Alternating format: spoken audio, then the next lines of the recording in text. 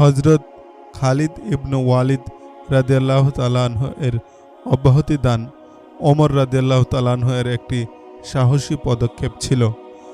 এর পূর্বে তিনি মোরতাদদের আত্মীয়দের মধ্যে যারা গোলাম বাদী ছিল তাদেরকে আজাদ করে দেওয়ার হুকুম জারি করে আরেকটি যুগান্তকারী পদক্ষেপ নিয়েছিলেন।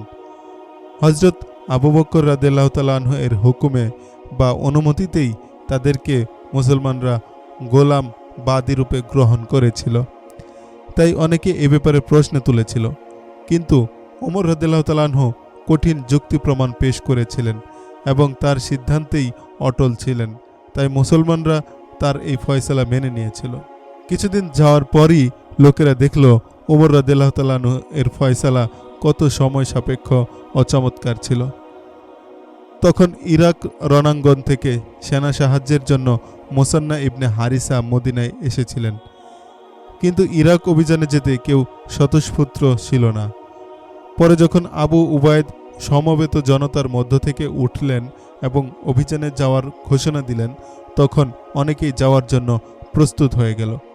দেখতে দেখতে সংখ্যায় প্রায় 1000 খানেক হয়ে গেল, কিন্তু এই সামান্য সংখ্যা যথেষ্ট ছিল না। যেসব মোরতাদদের আত্মীয়দেরকে গোলামি থেকে মুক্তি দেওয়া হয়েছিল তারা এতই প্রভাবান্বিত হয়েছিল যে সত্য মনে তারা মুসলমান হয়ে সাহায্যকারী সেনাদলে যোগদান করেছিল।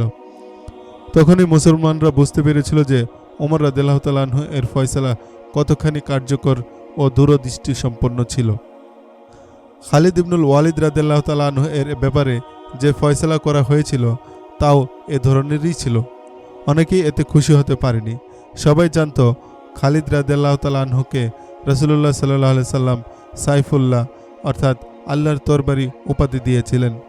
এটাও জানত যে তিনি তাকে এমনিতেই এ উপাধি দেননি, সত্যি তিনি সাক্ষাৎ আল্লাহর তরবারি ছিলেন। রোমকদেরকে প্রতিটি ময়দানেই যিনি পরাজয় বরণে বাধ্য করেছিলেন তিনি খালিদ রাদিয়াল্লাহু তাআলা আনহুই ছিলেন।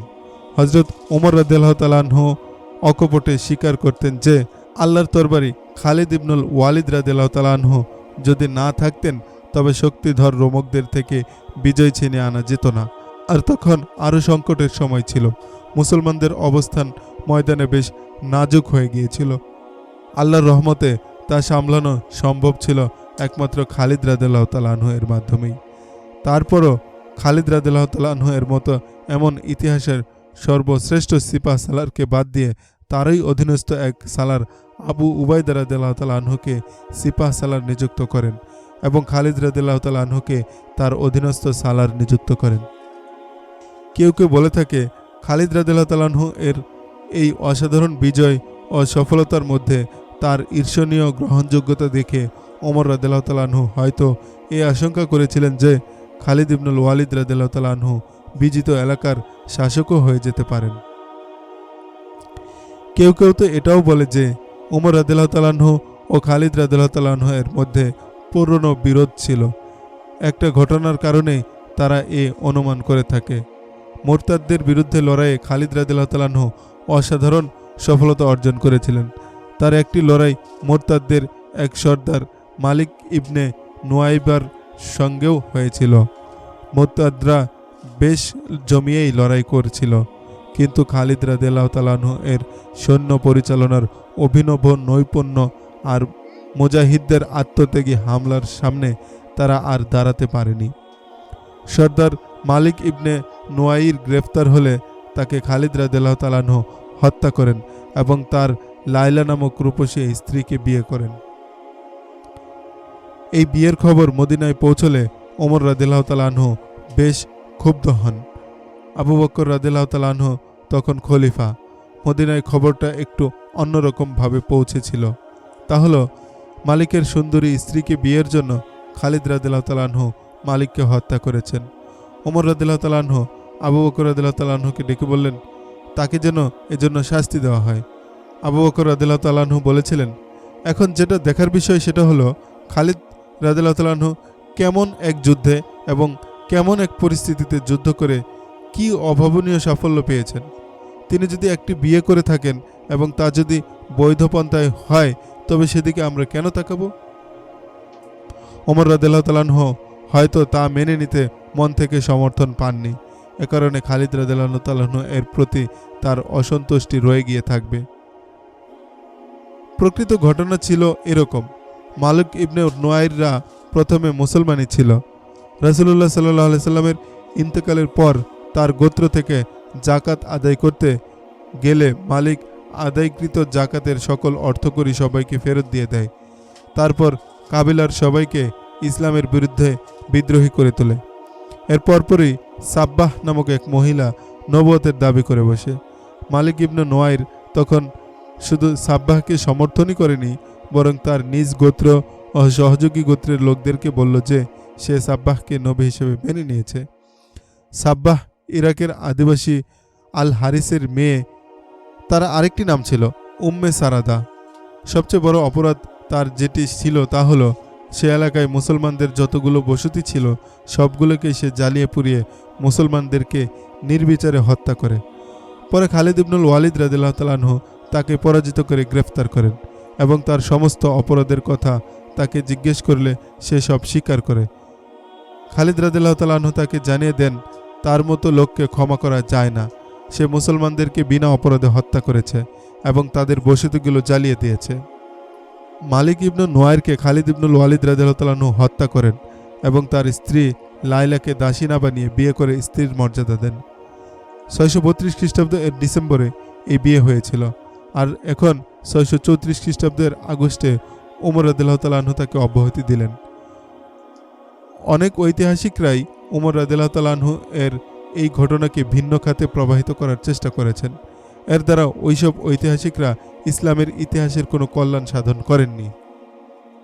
খালিদ ইবনুল ওয়ালিদ রাদিয়াল্লাহু তাআলা আনহু স্বীয় গোত্র সর্দারের পুত্র ছিলেন।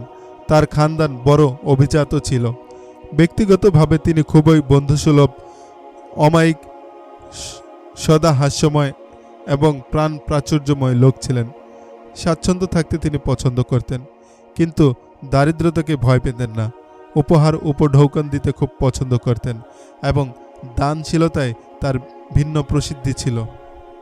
কারো কোনো কিছুতে খুশি হলেই তিনি উপহার দিতে থাকেন। কারো কোনো কিছুতে খুশি হলেই তিনি উপহার দিতেন তাকে। খালিদ রাদিয়াল্লাহু তাআলা আনহু এর অতিমাত্রায় উপহার উপঢৌকন প্রদানের ব্যাপারে ওমর রাদিয়াল্লাহু তাআলা আনহু এর অভিযোগ ছিল। ওমর রাদিয়াল্লাহু তাআলা আনহু তাকে সিপাহ সালার থেকে অব্যাহতি দিলে অনেকেই তার এই ফয়সালাকে প্রশ্নবিদ্ধ করেছিল।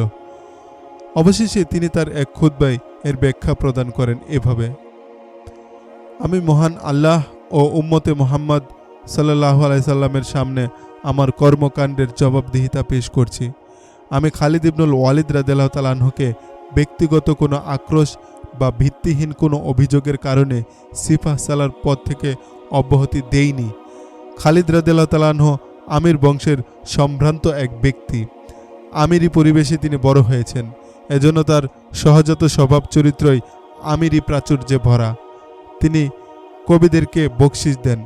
খরচের বেলায় তিনি মিতব্যয়ী নন, অথচ তার এসব অর্থ সাহায্য স্বরূপ বায়তুল মালে আসা উচিত ছিল বা কোনো অভাবী লোকের ঘরে যাওয়া উচিত ছিল। তীর চালনায় দক্ষ ও পালোয়ানদেরকেও তিনি পুরস্কৃত করে থাকেন। আবু বকর রাদিয়াল্লাহু তাআলা আনহু এর খেলাফতকালে আমাকে বলা হয়েছিল তিনি আশআম ইবনে কায়েস নামক এক কবিকে 10,000 দিরহাম পুরস্কার দিয়েছিলেন। তিনি যদি এটা তার প্রাপ্য গনিমতের মালের অংশ থেকেও দিয়ে থাকেন, তবু এটা বেহিসাবি খরচ। এ ধরনের খরচ কি ইসলাম অনুমোদন করে? আমি মুহাম্মদ রাসূলুল্লাহ সাল্লাল্লাহু আলাইহি সাল্লামের খলিফা আবু বকর রাদিয়াল্লাহু তাআলা আনহুকে যে পরামর্শ দিয়েছিলাম, নিজে আমি তা কেন কার্যকরী করব না? হযরত ওমর রাদিয়াল্লাহু তাআলা আনহু এর ফয়সালার মাধ্যমে তার চারিত্রিক দৃঢ়তা ও নৈতিকতার প্রতি কঠোর যত্নশীলতারই প্রমাণ মেলে। তিনি খুবই নাজুক পরিস্থিতিতে এই দুঃসাহসিক ফয়সালা নিয়েছিলেন। রণাঙ্গনে লড়াইরত মুজাহিদদের মধ্যে এজন্য অসন্তোষ দেখা দিতে পারত। কোনো কোনো অংশে সামান্য অসন্তোষ দেখাও দিয়েছিল, কিন্তু তা বিদ্রোহে প্রকাশ পায়নি, বরং খালিদ রাদিয়াল্লাহু তাআলা আনহু এর প্রতি সমবেদনার প্রকাশ ছিল। কারণ মুসলমানরা তখন খলিফা ও আমিরের যে কোনো ফয়সালার প্রতি শ্রদ্ধাশীল থাকত। হযরত ওমর রাদিয়াল্লাহু তাআলা আনহু এর কোনো ফয়সালার প্রতি কেউ অসৌজন্যতা দেখাবে এমন চরিত্রের কোনো মুসলমান তখন ছিল না। অথচ ইসলামী ফৌজে খালিদ রাদিয়াল্লাহু তাআলা আনহু এর গ্রহণযোগ্যতা ছিল পীর মুর্শিদ বা ভক্ত শিষ্যের মতো। এজন্য মুজাহিদগণের মধ্যে বিরূপ প্রতিক্রিয়া হওয়ার কথা ছিল, কিন্তু এতে খুব বড় প্রভাব মুজাহিদগণের মধ্যে পড়েনি। সকলেই প্রতীক্ষায় ছিল খালিদ রাদিয়াল্লাহু তাআলা আনহু এর প্রতিক্রিয়া কি হয় তা দেখার জন্য। সবচেয়ে বেশি পেরেশান ছিলেন খালিদ ইবনুল ওয়ালিদ রাদিয়াল্লাহু তাআলা আনহুর স্থানে নতুন সিপাহসালার আবু উবাইদা ইবনুল জাররাহ রাদিয়াল্লাহু তাআলা আনহু। রোমকদের বিরুদ্ধে যুদ্ধ পরিস্থিতির অনেকটাই তো সালারদের কবজায় ছিল। প্রতিটি ময়দানেই এবং প্রতিটি অভিযানেই রোমকদের পরাজিত করছিলেন। দামেস্কেও বিজয় হয়ে গিয়েছিল, কিন্তু রোমকরা মামুলি কোনো যুদ্ধবাজ ছিল না যে কয়েকটি ছোটোখাটো পরাজয়েই তারা হতাশার গ্লানি নিয়ে নিজেদেরকে মুসলমানের কাছে হাওলা করে ময়দান থেকে ভেগে যাবে।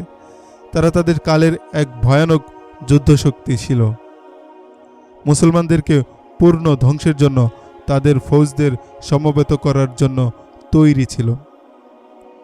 সবাই জানত রোমকদের পা টলানোর জন্য খালিদ ইবনুল ওয়ালিদ রাদিয়াল্লাহু তাআলা আনহু এর মধ্যে যে যোগ্যতা ছিল অন্য কোনো সালারের মধ্যে তা ছিল না।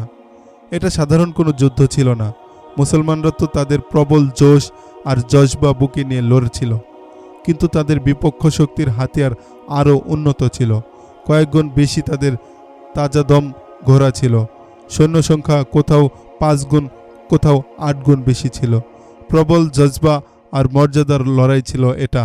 সামান্য সৈন্য সংখ্যা নিয়ে বিপুল সংখ্যক দুশমনের বিরুদ্ধে লড়াই করা এবং তাদের পা টলানোর যোগ্যতা খালিদ রাদিয়াল্লাহু তাআলা আনহু এর মধ্যেই ছিল। সমস্ত সালার আর মুজাহিদরা এটা ভেবে পেরেশান হচ্ছিল যে খালিদ রাদিয়াল্লাহু তাআলা আনহু যদি এই বরখাস্তের প্রতিবাদে ময়দান ছেড়ে চলে যান তবে মুসলমানদের অবস্থা না জানি কি হবে। এছাড়াও সেনা সাহায্যের প্রয়োজনীয়তাও প্রকটভাবে অনুভূত হচ্ছিল। আবু উবাইদা রাদিয়াল্লাহু তাআলা আনহু অভিজ্ঞতায় উত্তীর্ণ এক সালার ছিলেন। অত্যন্ত খোদাভীরু ও আমলী লোক ছিলেন। তাকে আমিলুল উম্মত বলা হতো। ময়দানে তার বীরত্বপূর্ণ লড়াই এবং নিপুণ নেতৃত্ব সত্যিই অসাধারণ ছিল। দুশমনের জন্য অতর্কিত বিপদের কারণ হয়ে দাঁড়াতেন তিনি। কিন্তু সিপাহসালার হিসেবে খালিদ রাদিয়াল্লাহু তাআলা আনহুর মধ্যে সৈন্য পরিচালনায় যে সহজাত প্রতিভা, ক্ষিপ্রতা ও অভিনত্ব ছিল, এর সমতুল্য প্রতিভা অন্য কারো মধ্যে ছিল না। নেতৃত্ব দানের তার বিস্ময়কর প্রতিভা পরবর্তী একটি ঘটনা থেকেই স্পষ্ট বোঝা যায়। দামেস্ক বিজয়ের পর নতুন সালারে আলা আবু উবাইদা রাদিয়াল্লাহু তাআলা আনহু মুজাহিদদেরকে কিছুদিন বিশ্রামের সুযোগ দিতে চেয়েছিলেন। জবাবি হামলার জন্য রোমকরা তৈরি নিচ্ছিল। খালিদ রাদিয়াল্লাহু তাআলা আনহু সিপাহ সালার থেকে সালার হয়েছেন মাত্র 6-7 দিন হলো। একদিন আবু উবাইদা রাদিয়াল্লাহু তাআলা আনহু এর কাছে অপরিচিত এক লোক এসে বলল সে এক খ্রিস্টান একটি গোপন সংবাদ দিতে এসেছে। আবু উবাইদা রাদিয়াল্লাহু তাআলা আনহু তাকে বসালেন। এখান থেকে কিছু দূর ছোট একটি শহর আছে, নাম কসবা। আগন্তুক খ্রিস্টান বলল প্রতি বছরই সেখানে মেলা বসে। 2-3 দিন পর এ মেলা শুরু হবে। দূর দূরান্ত থেকে ব্যবসায়ী ও সওদাগররা হরেক রকমের মালপত্র নিয়ে আসবে। স্বর্ণরূপার অলঙ্কার, হীরা জহরত সহ অতি মূল্যবান পাথরও তারা সেখানে নিয়ে আসবে। এছাড়াও মূল্যবান সব জিনিসপত্রের দোকান খোলা হবে। এই আশায় যেসব ক্রেতারা আসে তারাও থাকে বেশ সম্পদশালী ও ধনবান। মেলাটি রোমীয়দের আর রোমীয়দের সাথে আপনার দুশমনি ও যুদ্ধ। 3-4 দিন পর মেলা শুরু হলে আপনি যদি সেখানে আচানক হামলা করতে বসেন তাহলে এই বিশাল ধন দৌলত আপনি গনিমত হিসেবে পাবেন। 10টি কেল্লা ও কয়েক শহর জয় করেও আপনি এই পরিমাণ গনিমত পাবেন না। আবু উবাইদা রাদিয়াল্লাহু তাআলা আনহু তাকে জিজ্ঞেস করলেন সে নিজে একজন খ্রিস্টান ও রোমীয় হওয়া সত্ত্বেও কেন এভাবে মেলায় হামলার কথা বলতে এসেছে। কারণ মেলায় তো সব খ্রিস্টান ও ইহুদি ব্যবসায়ীরাই থাকবে। আমি কট্টর খ্রিস্টান লোকটি বলল, আপনি কি জানেন না রোমীয়দের কেউ খ্রিস্টান হলে তাদের এক বাদশা তাকে জীবন্ত ধরে কোনো চিতার সামনে ফেলে দিত, আর চিতাটি জীবন্ত লোকটিকে চিরে ফেরে খেয়ে ফেলত। আপনি এটাও নিশ্চয় জানেন হযরত ঈসা আলাইহিস সালামকে শুলিতে চড়িয়েছিল এই রোমকরাই। এর কিছুদিন পরই তারা খ্রিস্টান ধর্ম গ্রহণ করে। প্রজাদেরকে এরা মানুষের মর্যাদা দেয় না। আপনাদের বিজিত এলাকাগুলোতে আমি গিয়েছি, দেখেছি মুসলমানদেরকে তো বটেই, অন্যান্য ধর্মাবলম্বীদেরকেও নিচু চোখে দেখে না, বরং নিজেদের মতোই মানুষ মনে করে। রোমীয়দের জুলুম অত্যাচারে আমার প্রাণ কণ্ঠলগ্ন হয়ে এসেছে। আমি মুসলমান নই ঠিক, কিন্তু আমি যে একজন আরব। রোমীয়দের চাপিয়ে দেওয়া এই গোলামে আমার স্বাধীন রক্ত সইবে কেন? সেই ঈসাইর কথায় আবু উবাইদা রাদিয়াল্লাহু তাআলা আনহু সে মেলায় ঝটিকা হামলার জন্য রাজি হয়ে গেলেন। আমি আপনাকে এটাও বলে দিচ্ছি, ঈসাই বলল, আবুল কুদুসের আশেপাশে রোমক ফৌজের নাম নিশানাও থাকবে না, এজন্য আপনার কোনো ভয়েরও কারণ নেই। রোমক ফৌজ এখন তারা লাম্বাসে আছে, সেখান থেকে তারা তৎক্ষণাৎ আবুল কুদুসে পৌঁছতে পারবে না, আর তাদেরকে সংবাদ দেওয়ারও কেউ নেই। আগন্তুক খ্রিস্টান লোকটি চলে যাওয়ার পর আবু উবাইদা রাদিয়াল্লাহু তাআলা আনহু তার সালারদের ডেকে বললেন, এক আরব্য খ্রিস্টান এসে তাকে একটি মোটা আর সহজ শিকারের খবর দিয়ে গেছে। আবুল কুদুস রোমীয়দের এলাকায় পড়েছে। আবু উবাইদা বলে চললেন, রোমীয়দের সঙ্গে এখন আমরা যুদ্ধে লিপ্ত, তাই এই মেলায় যে কোনো হামলার অধিকার আমাদের আছে। আমাদের আক্রান্ত হওয়ারও ভয় নেই। রোমী ফৌজরা সেখান থেকে অনেক দূরে রয়েছে। আমি কাউকে আদেশমূলক অভিযানে সেখানে পাঠাচ্ছি না। যে কেউ এই ঝটিকা হামলার কমান্ড নিতে চাও সে যেন এখানে চলে আসে এবং 500 সওয়ার বেছে নেয়। আবু উবাইদা রাদিয়াল্লাহু তাআলা আনহু একে একে সব সালারদের দিকে তাকালেন। অবশেষে তার নজর খালিদ রাদিয়াল্লাহু তাআলা আনহুর মুখের উপর গিয়ে আটকে গেল। তার আশা ছিল খালিদ রাদিয়াল্লাহু তাআলা আনহু একথা শোনার সঙ্গে সঙ্গেই এই ঝটিকা হামলার জন্য তৈরি হয়ে যাবেন, কিন্তু খালিদ রাদিয়াল্লাহু তাআলা আনহুর চেহারা নির্বিকার ছিল। তিনি চুপচাপ বসে রইলেন। আবু উবাইদার নজর তার চেহারার উপরই আটকে রইল। খালিদ রাদিয়াল্লাহু তাআলা আনহু মুখ অন্যদিকে ঘুরিয়ে নিলেন। খালিদ রাদিয়াল্লাহু তাআলা আনহু এর সেই ঝটিকায় যাওয়া না যাওয়া ভিন্ন ব্যাপার ছিল। তাকে আবু উবাইদা রাদিয়াল্লাহু তাআলা আনহু এতটুকু বলেননি যে তাকেই এই মেলায় ফৌজ নিয়ে যেতে হবে। সব সালাররাই নীরব রইলেন। আমি যাব, একটি আওয়াজ উঠল। সবাই সেদিকে তাকালেন। তিনি এক নওজোয়ান সালার ছিলেন। তার চেহারায় মাত্র দাড়ি গোফের চিকন আভা দেখা যাচ্ছিল। তুমি এখনো অপরিণত বয়সের এবং অনভিজ্ঞ ইবনে জাফর, আবু উবাইদা রাদিয়াল্লাহু তাআলা আনহু বললেন। আবু উবাইদা রাদিয়াল্লাহু তাআলা আনহু আরেকবার খালিদ রাদিয়াল্লাহু তাআলা আনহুর দিকে তাকালেন। আগের মতোই তিনি চুপচাপ বসে রইলেন, যেন এসবের সঙ্গে তার কোনো সম্পর্ক নেই। ঘর থেকে তো আমি এখানে আনন্দ ভ্রমণের জন্য আসিনি, সেই নওজোয়ান বললেন। আমার উপর আমার শহীদ পিতার ঋণ রয়েছে। আপনারা সবাই জানেন কোন লড়াইয়ে আমার বাবা শহীদ হয়েছেন। তার খুনের বদলা আমাকেই নিতে হবে। আমি বয়সে নবীন ঠিক, কিন্তু কসম আল্লাহর আমি বুজদিল কাপুরুষ নই। আমি অভিজ্ঞ নই, তবে আনারিও নই। আমার সাহস বা বীরত্ব পরীক্ষা করার থাকলে করে নিন। কিছু না শিখে আমি আসিনি। আপনি বলছেন সেখানে রোমি ফৌজি নেই, তাহলে আমার জন্য তো আপনার পেরেশান হওয়া উচিত নয়। হ্যাঁ ইবনে জাফর, আবু উবাইদা রাদিয়াল্লাহু তাআলা আনহু বললেন, আমি তোমার সাহস ভেঙে দিচ্ছি না। 500 সাওয়ার নির্বাচন করে আমি তোমাকে দিচ্ছি। তাদের নেতৃত্বের ভার তোমার হাতে। এক নওজোয়ানকে 500 ঘোড়সওয়ারের নেতৃত্ব দেওয়া খুব বুদ্ধিমানের কাজ নয়। কিন্তু এই নওজোয়ান কোনো সাধারণ নওজোয়ান ছিলেন না। তার নাম ছিল আব্দুল্লাহ ইবনে জাফর। রাসূলুল্লাহ সাল্লাল্লাহু আলাইহি সাল্লামের চাচাতো ভাই, বিখ্যাত বীর সাহাবী জাফর রাদিয়াল্লাহু তাআলা আনহুর ছেলে ছিলেন। জাফর রাদিয়াল্লাহু তাআলা আনহু মুতার যুদ্ধে মরণপণ লড়াই করে শহীদ হয়েছিলেন।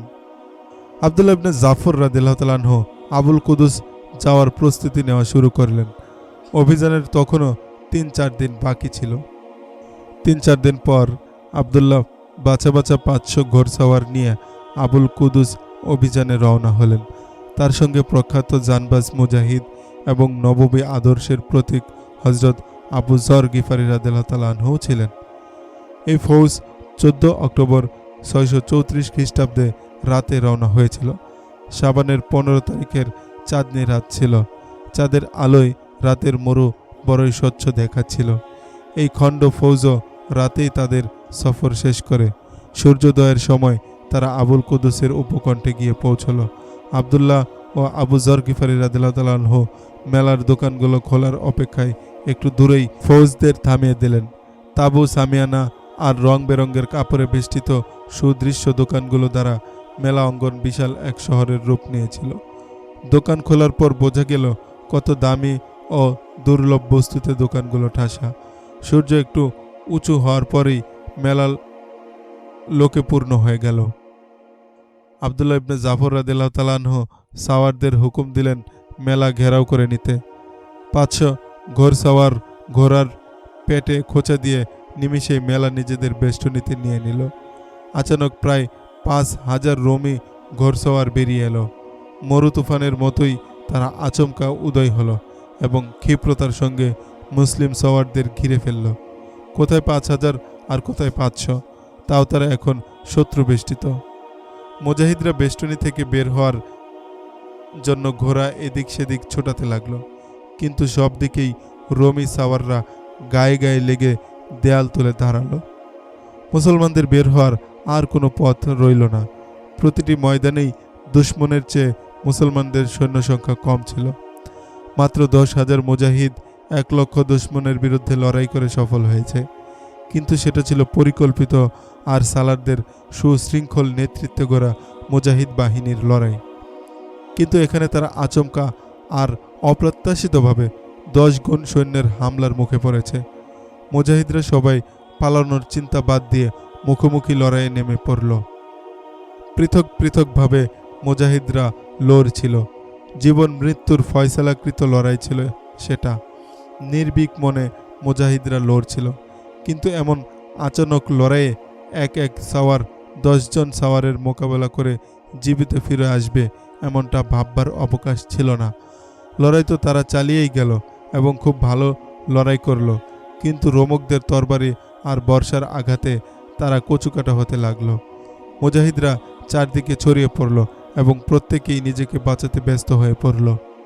লড়াই শুরু হওয়ার আগেই এক মুজাহিদ কিভাবে যেন সেখান থেকে বের হয়ে গিয়েছিল। মুজাহিদদের ঘাঁটি সেখান থেকে খুব বেশি দূরে ছিল না। প্রাণপণ ঘোড়া ছুটিয়ে এই মুজাহিদ মূল ফৌজি চৌকিতে এসে পৌঁছল এবং সিপাহ সালার আবু উবাইদা রাদিয়াল্লাহু তাআলা আনহুকে জানালো যে আবুল কুদুসে কি হচ্ছে এখন।